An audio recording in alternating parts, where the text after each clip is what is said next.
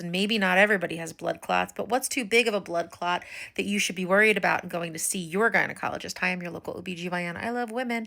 And if you need to find out more about what your body should be doing, what's concerning that your body might be doing, or that something's going on and you never actually knew it was a problem until you learned it here, you should be following. So here's the deal.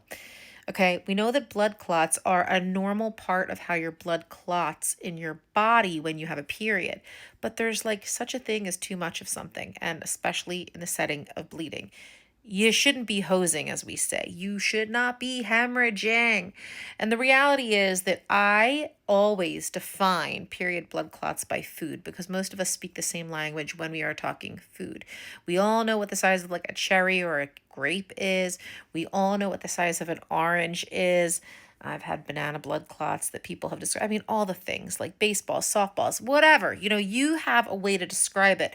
I do math in medicine in centimeters. Most people don't. So show me how much you bleed by describing it like food.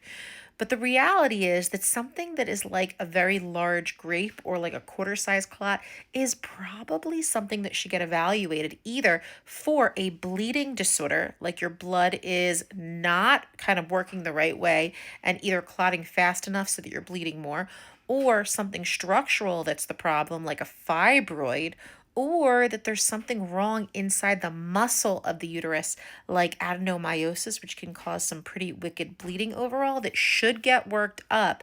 Because when you bleed like this, even if you have a normal hemoglobin, your body is working like multiple times harder in order to keep a blood volume, to keep your body gassed and okay. And you're probably like run ragged and exhausted at this point and should feel better with some medical management.